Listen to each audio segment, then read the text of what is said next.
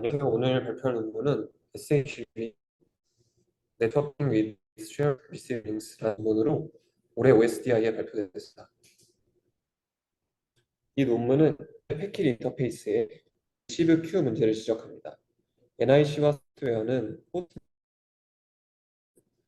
디스크립터 Q와 그 디스크립터에 의해 포인팅되는 이런 패킷 버퍼들을 사용해서 통신을 합니다. 네트워크 카드의 빠른 발전으로 현대의 버퍼는 1000개 이상의 트리를 가지고 있고 각각의 매핑된 패킷 MTU 사이즈만큼의 공간을 할당하는데 MTU 사이즈의 기본값은 1500바이트 정도. 따라서 둘을 곱하면 하나의 링과 그에 연관된 버퍼에 의해서 소모되는 메모리는 1.5메가바이트 정도이며 이 디스크는 최소한 코어마다 하나씩 존재하거나 그 이상의 개수를 사용할 때도 있습니다. 논문에서 지적한 점은 이러한 다른 링과 그에 연관된 워킹셋의 크기가 라스트 레벨 캐시의 크기를 넘어가고 있다는 점입니다. 최근에 I/O 장치들은 LLC로 바로 DMA 하는 기능인 인텔 DDIO를 활용하고 있는데요. 워킹셋의 크기가 LLC보다 커지면 캐치 미스가 많아져서 DDIO의 효과가 급감하게 됩니다.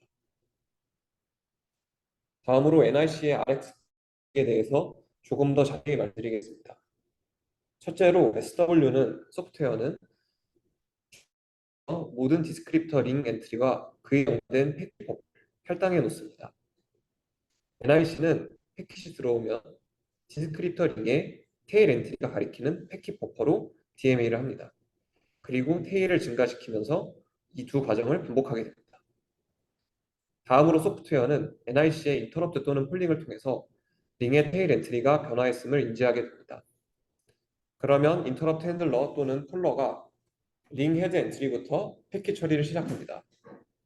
처리된 패킷과 그 디스크립터는 이 소프트웨어에서 새로운 버퍼를 할당해서 교체해 줍니다.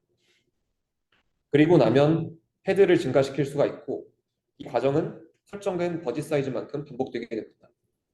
이러한 헤드의 증가는 NIC의 도어벨 레지스터로 MMIO 라인을 함으로써 NIC에게 전파됩니다. TX의 경우는 이와 반대로 작동하는데요. 초기화 단계에서는 버퍼를 할당하지 않아 전체 TX 링이나 그에 연관된 패킷 버퍼가 전부 비어있는 상태이고 전송할 데이터가 있을 때만 버퍼가 할당되게 됩니다. 따라서 일반적으로 TX 링의 워킹셋은 RX 링보다 적은 공간을 소모합니다. 논문에서는 그래서 우선적으로 RX를 최적화하는 데에 집중했습니다. 논문에서는 대상 워크로드로 네트워크 펑션을 선택했습니다. 네트워크 펑션은 일반적으로 높은 스루풋과 낮은 레이턴시가 동시에 요구되는 패킷 프로세싱 어플리케이션들입니다. 네, 네트워크 펑션의 예시로는 네트워크 스위치, 라우터, 방화벽, VPN, 또 NAT 등 상대적으로 컴퓨트 인텐시브하지 않은 것들이 있습니다. NF 어플리케이션은 커널로의 컨텍스트 스위치 오버헤드를 줄이기 위해서 DPDK를 사용한 다이렉트 NI 액세스를 주로 도입하고 있습니다. 이때 NF의 각각의 스레드들은 모두 데디케이트된 코어와 디스크리터 링을 가지게 됩니다. 이러한 네트워크 펑션의 패킷 프로세싱 하는 그 시간이 짧고 I/O 성능이 매우 강조되기 때문에 워킹셋이 LLC의 피팅되어야 DDIO를 효율적으로 사용하여 높은 성능을 보여줄 수 있습니다. 그런데 NF의 패킷 프로세싱 과정은 일반적으로 추가적인 메모리 할당 없이 패킷 버퍼 내에서 그냥 단순한 작업이 연산이 이루어집니다. 따라서 NF의 워킹셋은 RX 링과 그에 연관된 패킷 버퍼에 의해서 가장 큰 영향을 받게 됩니다. 저자들은 워킹셋 사이즈와 LLC의 변화 동향을 파악하기 위해 2007년부터 2020년까지 인텔 NRC 및 제온 CPU의 데이터 시트를 조사했습니다. 이 아래 그래프는 그 동향의 그래프인데요. 2007년부터 2020년까지 보라색 라인으로 표시된 토탈 RX 링의 크기 총합은 78배 증가했으나 라스트 레벨 캐시 크기는 이 하늘색 라인인데 대략 6배 정도밖에 증가하지 않았습니다. 이를 근거로 저자들은 I/O 워킹셋이 LLC를 초과하는 이런 트렌드가 지속될 것이며 스케일러빌리티를 확보하기 위해서는 RX 링의 토탈 사이즈가 줄어들어야 한다고 주장합니다. RX 링의 토탈 사이즈를 줄이기 위해서 쉬운 방법은 두 가지가 있습니다. 첫 번째로 코어별 프라이빗 링에 현재 지금 코어별로 하나씩 있는 프라이빗 링 개수를 줄이는 것이고, 두 번째로는 개별 링 자체의 엔트리 개수를 줄이는 것입니다. 저자들은 이 두 가지 접근이 모두 현실적이지 않다고 주장합니다. 먼저 첫 번째로 코어별 프라이빗 링의 개수를 줄이고 중앙 디스패처를 사용하는 방식은 낮은 밴드위스의 NIC에서는 잘 작동한다고 합니다. 하지만 높은 밴드위스의 그런 높은 스루풋을 처리하게 되면 이완된 코어를 사용하는 디스패처의 컴퓨팅 능력이 나틀리게 된다고 합니다. 다음으로 적은 엔트리를 사용하는 방식은 트래픽이 분산될 때는 문제가 없지만 특정 코어로 집중되는 경우에 문제가 생깁니다. 이 그래프는 기존의 RX 링의 엔트리 변화에 따른 엔트리 개수에 따른 노후적 밴드위스를 측정한 실험입니다. 이 초록색 라인은 멀티코어의 성능인데, 멀티코어로 여러 링으로 트래픽이 분산될 때는 100G의 스루풋을 잘 뽑고 있는 것을 보실 수 있는데, 싱글 코어로만 돌려서 트래픽이 한 코어에 집중되게 만들었을 때는 이렇게 트리 사이즈가 적게 스루풋이 급감하는 현상을 볼 수 있습니다. 따라서 이 실험은 적은 엔트리 링이 어떤 특정 코어로의 트래픽 집중을 잘 대처할 수 없음을 시사하고 있습니다. 그래서 이런 나이브한 두 가지 어프로치 둘 다 불가능하고, 저자들이 하는 아이디어는 디스크립터 링을 여러 코어에서 쉐어하자는 것입니다. 엔트리의 개수는 그대로 두되 이 하나의 링을 쉐어하는 코어의 개수를 늘리자는 것이 아이디어입니다. 그래서 n개의 코어에서 하나의 링을 쉐어하게 되면 토탈 링 개수가 n분의 1로 줄어들기 때문에 워킹셋 사이즈 역시 n분의 1로 줄어들게 됩니다. 쉐어드 링에서는 이 오른쪽 그림과 같이 여러 코어의 패킷 핸들러가 같은 디스크립터 링을 보고 패킷을 처리하게 됩니다. 이러한 접근은 프라이빗 링의 IO 워킹셋이 라스트 레벨 캐시보다 더 클 때, 그리고 또한 캐시 미스의 페널티가 유의미하게 나타날 때 이득을 볼 수 있습니다. 이 두 가지 조건이 선결될 때 쉐어하는 링의 의의가 있게 되고요. 그런데 이렇게 여러 코어에서 하나의 자료 구조를 공유할 때 나타나는 고질적인 문제점으로는 싱크로나이제이션 오버헤드가 있습니다. 논문에서는 우선 싱크 오버헤드의 감소를 위해서 코어 데이터 스트럭처인 컴플리션 링을 도입을 했습니다. 이 컴플리션 링의 엔트리들은 쉐어드 링의 인덱스를 가지고 있습니다. 그래서 헤드 테일의 증가는 기존 프라이빗 링과 동일하게 작동을 하고요. 그래서 이 각각의 코어의 폴러나 인터럽트 핸들러는 컴플리션 링을 폴링을 하다가 이 헤드가 증가하면 이제 그 헤드로부터 컴플리션 링을 확인을 하고 여기 쓰여 있는 인덱스를 가지고 쉐어드 링에 가서 그 쉐어드 링에 있는 디스크립터에 있는 패킷으로 다시 가서 그쪽 패킷을 핸들링을 하게 됩니다. 그래서 이렇게 한 번에 인다이렉션을 어떻게 보면 한 번 더 거치게 되는 그런 아이디어라고 볼 수 있고요. 어쨌든 이런 컴플리션 링의 도입을 통해서 그 컴플리션에 대한, 그러니까 내가 패킷을 처리하고 헤드를 증가시키고 그리고 또 NIC에서 테일을 또 증가시키고 이런 부분에 대한 싱크로나이제이션 오버헤드는 해소가 되는데요. 이런 기법을 사용하기 위해서는 NIC에서 이 컴플리션 링과 디스크립터 링이 분리되어 있다는 것을 인지를 하고 이거를 컴플리션 링에는 인덱스를 쓰고 쉐어드 링에는 디스크립터를 쓰는 이런 부분을 지원을 해줘야 할 것 같은데요. 그런데 저들에 따르면 이런 퍼커 컴플리션 링이 이미 NIC에서 지원되고 있다고 합니다.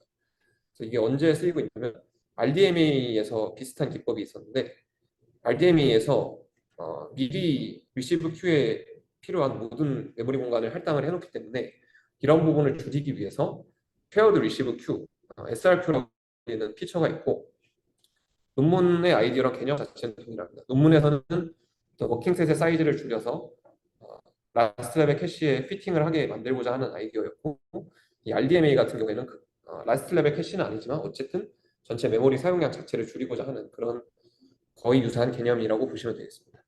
어쨌든 이런 SRQ에서 동일하게 싱크 오버헤드를 줄이기 위해서 컴플리션을 퍼 코어로 유지하는 피처가 있다고 합니다. 그래서 NIC에서 이를 지원을 해주기 때문에 개별적 컴플리션을 도입하는데 무리가 없었다고 합니다. 그래서 이렇게 컴플리션 링이 그런 NIC와의 커뮤니케이션에 대해서는 코어별로 싱크로나이제이션을 하는 오버헤드를 해결했지만 쉐어드 디스크립트 링에 내가 패키지를 처리하고 나서 다시 새로운 프리 버퍼를 채워주는 이런 리포스트를 하는 과정에 있어서는 여전히 싱크 오버헤드가 발생하게 됩니다. 논문에서는 이 쉐어드 링의 두 가지 구현 방식을 제안을 하고 그리고 각각에 대해서 어떻게 싱크 오버헤드가 발생하는지에 대해서 말씀드리겠습니다. 먼저 어레이 구현 방식입니다. NIC는 이 디스크립터 링이 쉐어가 되는지 모르기 때문에 헤드부터 테일에 모든 헤드부터 테일이 모두 새로운 프리 버퍼로 채워져 있음을 이제 암묵적으로 동의를 하고 있습니다. 그래서 내가 만약에 NIC에게 어떤 헤드의 위치를 새로 업데이트를 해주면 NIC 입장에 테일부터 헤드가 전부 풀이라고 생각을 하기 때문에 그곳에 새로 들어온 패킷들을 다 채워주게 되는 겁니다. 그런데 여러 코어가 이렇게 링을 쉐어하는 경우에는 패킷 핸들링 순서가 이 쉐어드 링 상에서 반드시 시퀀셜하게 나타난다고 볼 수는 없습니다. 그래서 만약에 우리가 그렇게 코어가 새로운 프리 버퍼를 리포스트 할 때마다 헤드를 그 위치로 옮기면 헤드와 테일 사이에 아직 다른 코어에서 처리하지 못한 패킷이 남아 있을 수가 있습니다. 그런데 NIC에서는 이런 부분을 알 수가 없기 때문에 새로 들어온 패킷을 아직 처리되지 않은 패킷의 버퍼에 그냥 덮어쓸 수가 있는 그런 문제가 생기게 됩니다. 그래서 저자들은 이런 현상을 방지하기 위해서 쉐어드 링에 엔트리별로 비트맵을 도입을 해서 새 헤드를 업데이트하기 전에 그 테일과 헤드 사이의 모든 엔트리가 프리 버퍼로 레디가 되었는지를 체크를 하게 됩니다.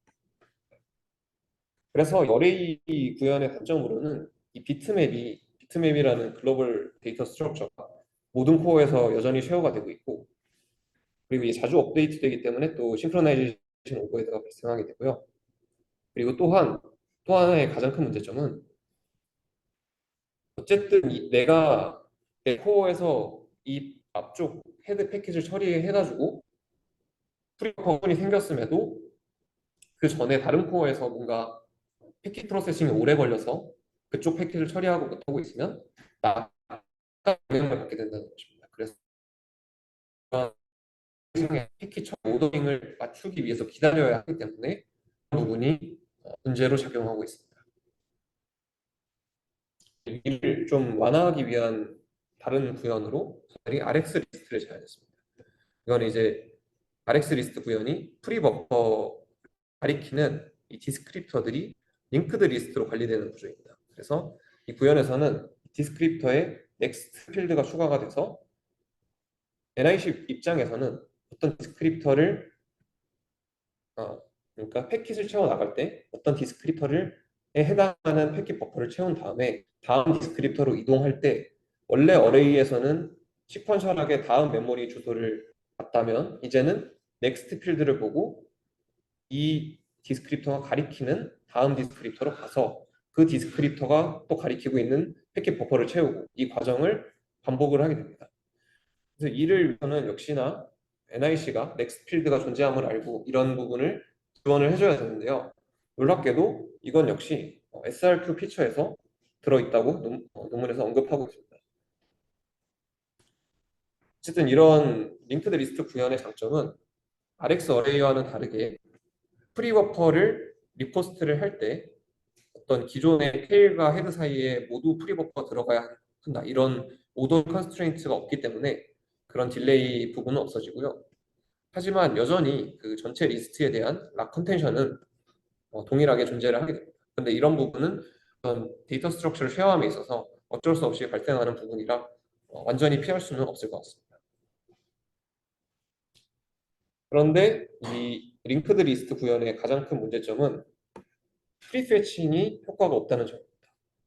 이 디스크립터 프리페칭이라는 기법은 NIC에서 연속된 호스트 메모리 공간에 디스크립터를 NIC로 프리패칭하는 기법입니다.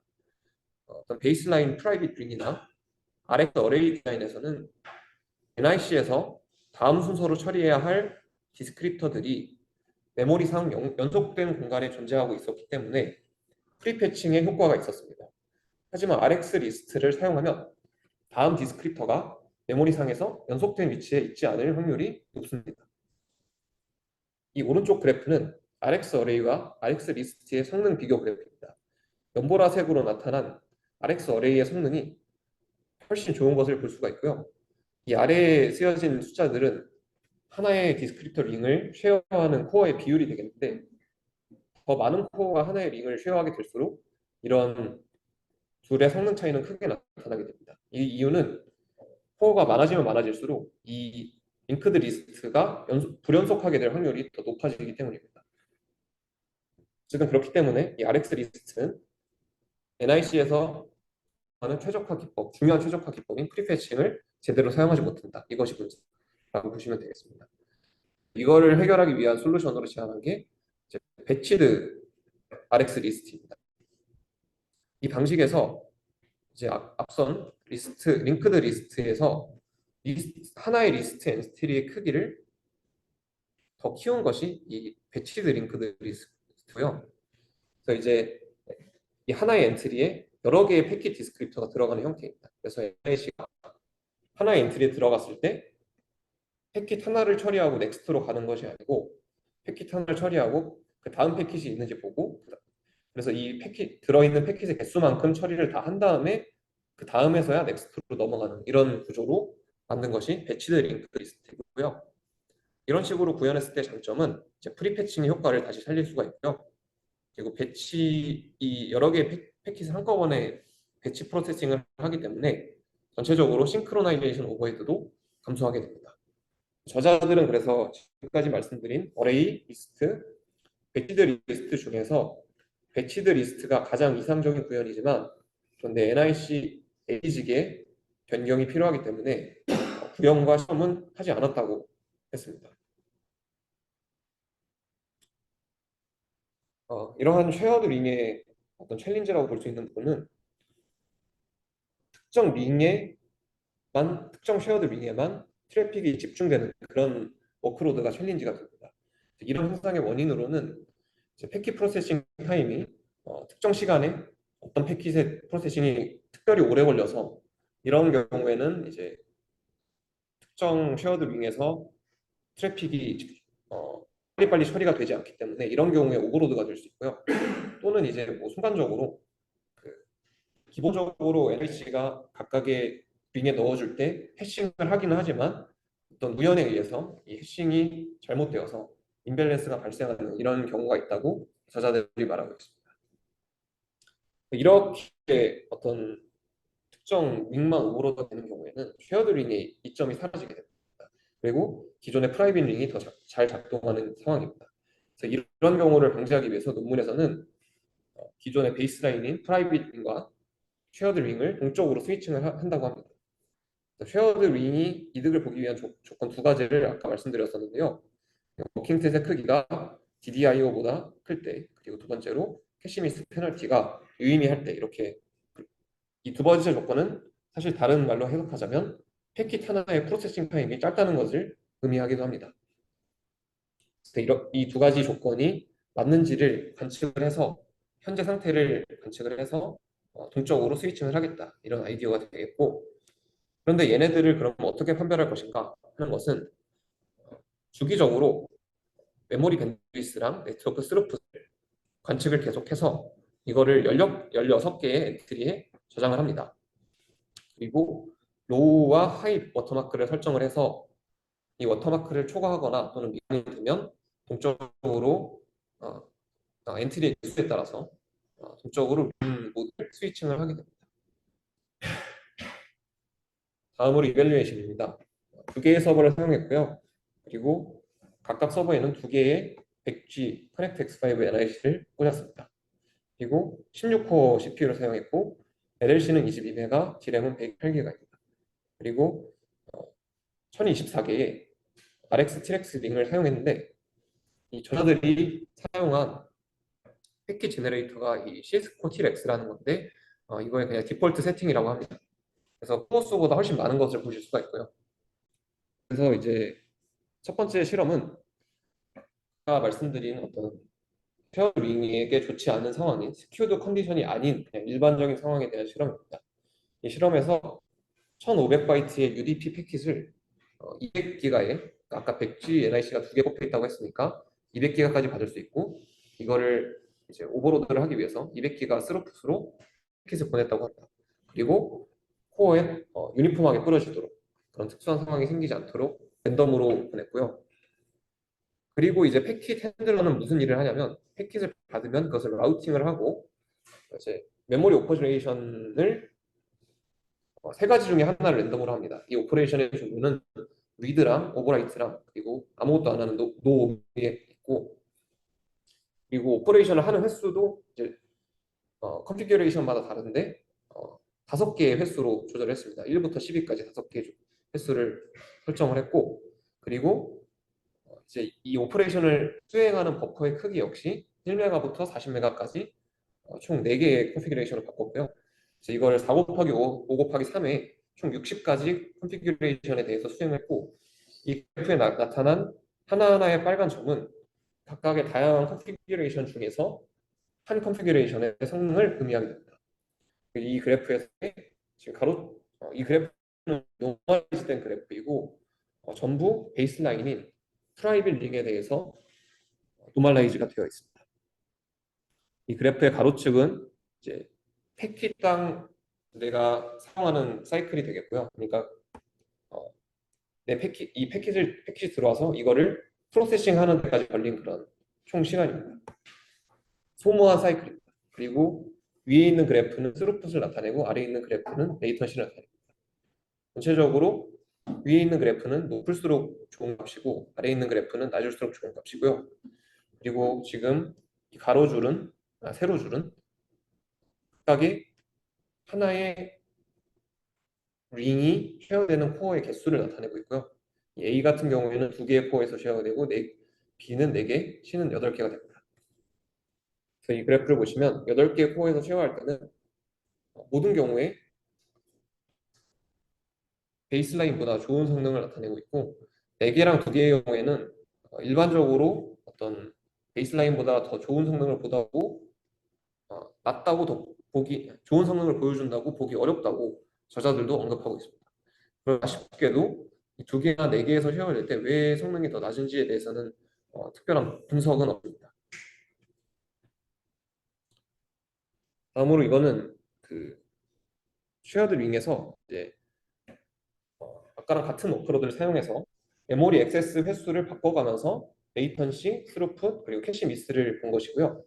지금 쉐어드 링이 하늘색 라인으로 나타나 있고 기존의 베이스 라인이 프라이빗 링이 보라색 라인으로 나타나 있습니다. 전체적으로 쉐어드 링이 메모리 액세스, 즉 이 메모리 액세스라 함은 한 패킷이 들어왔을 때 이거의 패킷 프로세싱 타임이 늘어난다는 것을 의미하고 그리고 전체적인 I/O 워킹셋이 커진다는 것도 의미하게 됩니다. 그래서 I/O 워킹셋이 커질수록 둘 다 레이턴시는 증가하는데 전반적으로 쉐어드 링의 레이턴시가 더 짧게 나타납니다. 이런 이유는 쉐어드 링이 워킹셋이 작기 때문에 캐시 미스가 덜 발생하게 되고요. 그 캐시 미스에 덜 발생하는 부분은 이 세 번째 그래프에서 확인하실 수 있습니다. 그리고 이런 캐시 미스의 덜 발생으로 인해서 DDIO의 효율이 올라가게 되고 그로 인해서 스루풋도 역시 높게 나타나게 되고요. 그런데 이 워킹셋이 어느 수준을 넘어가게 되면 둘의 성능이 거의 같아지게 됩니다. 이 이유는 쉐어드 링을 사용을 하더라도 워킹셋이 어느 수준을 넘어서면 결국에 LLC를 넘어서게 되고 그런 경우에는 이제 캐시 미스가 어느 정도 스레시홀드를 넘어가게 되면 이제 거의 비슷한 그런 성능을 보여주게 된다고 이해했습니다. 다음으로 지금까지는 이제 어떤 특정 쉐어드 링에 오버로드가 되지 않는 그런 일반적인 상황을 가정했고 이 그래프는 특정 쉐어드 링에만 오버로드가 되는 그런 워크로드를 인위적으로 보낸 케이스입니다.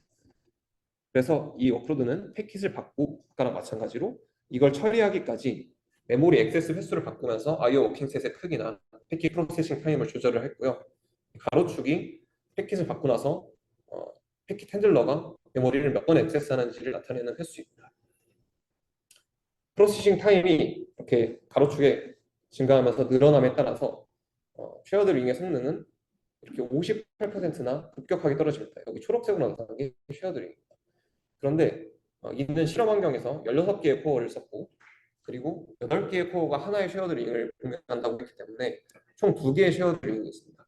그런데 지금 이렇게 하나의 코어에만 컴퓨테이션이 집중이 되게 되면 아까 이 실험 환경상 RX 어레이로 구현이 되어 있는데 RX 어레이의 문제가 패킷이 리포스트 되는 오더링을 스트릭트하게 맞춰줘야 된다고 했습니다. 그래서 8개가 하나의 쉐어드 링을 공유하고 있을 때 그중 하나의 코어만 스탈이 되어도 나머지 코어들도 패킷 핸들링을 할 수 없는 그런 상황이 되기 때문입니다. 그래서 대략적으로 하나의 쉐어드 링이 완전히 스탈되는 거의 그런 50% 이상이 떨어지는 성능이 나왔다고 보시면 되겠습니다.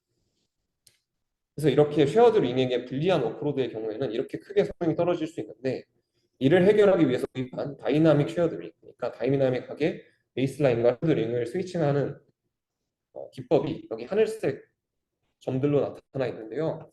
이렇게 다이나믹하게 스위칭을 해주면 쉐어드 링의 성능 저하를 막으면서 기존 프라이빗 링과 동일한 성능을 보여주고 있습니다. 마지막으로 서머리입니다. 현재 네트워크 I/O 워킹셋은 델 사이즈보다 점점 커지고 있다는 점을 저자들은 지적했습니다. 이로 인해서 DDIO의 효율성이 떨어지고 있습니다. 이 논문에서 제안한 SH 링은 전체적인 RS 링과 그에 연관된 버퍼의 사이즈를 줄여서 I/O 워킹셋을 줄이고 그리고 DDIO의 효율을 높이고자 하는 것이 목표였고요. 그런데 이런 링을 쉐어하면서 불리한 워크로드가 있을 수 있는데 그런 불리한 워크로드는 다이나믹하게 스위칭을 함으로써 적절하게 극복을 했다고 주장하고 있습니다. 이상으로 발표 마치겠습니다. 감사합니다.